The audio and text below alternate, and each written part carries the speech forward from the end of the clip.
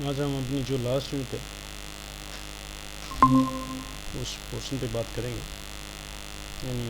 जो British rule का भारत में उसका क्या इम्पैक्ट रहता है सोसाइटी और कल्चर के ऊपर भारत में।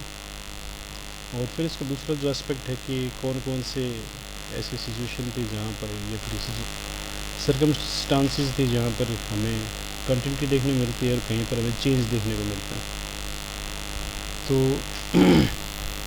हालांकि टॉपिक दोनों को बिल्कुल आसान है, आप लोग जो हमने सारा जो सिलेबस किया है उसमें ये सारी चीज़ें लगभग कवर हो चुकी हैं।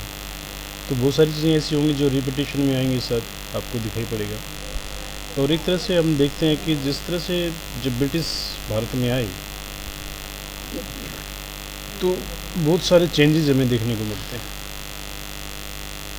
और अगर 19वीं सेंचुरी की बात करते हैं कि खासकर जब हम ब्रिटिश सत्ता की बात करते हैं तो एक तरह से जो 19वीं शताब्दी उससे ब्रिटिश सत्ता एक तरह से ज़्यादा हमें वो दिखाती है, मुखातिब दिखाती है एक तरह से, या फिर जितने भी एक तरह से वो कहते हैं ना कि ज़्यादा वो आग्रह दिखाई पड़ता है कि वो उस भारतीय जो व्यवस्थाएं थी, चाहे वो सामाजिक थी, आर्थिक थी,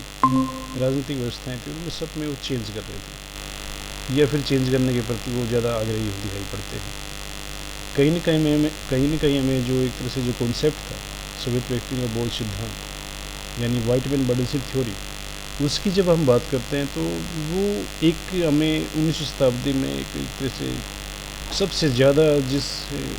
जिस कहते हैं कि जिस सिद्धांत पे बात की गई, कार्य किया गया, तो वो यही सिद्धांत है। हर प्रकार से वो चाहते थे कि हम भारतीय सत्ता में अगर स्थापित तो हो ही गए एक तरह से,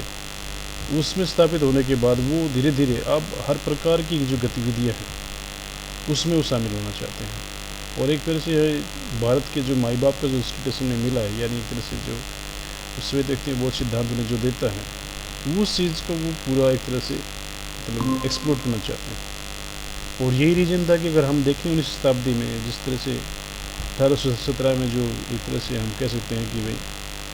वो जो British history of British India जो किताब लिखी गई थी जेम्स मिल द्वारा, तो उस किताब में जिस तरह सोसाइटी का एक तरह से चित्रण किया गया था, और साथ साथ फिर जो धर्म के आधार पर भारत को 3 हिस्सों में, भारत के इतिहास को 3 हिस्सों में बांटा गया था, हिंदू और मुस्लिम और मॉडर्न इंडिया। तो वो चीज़ भी ये दिखाती है कि कहीं ना कहीं जो इस तरह से भारत की जो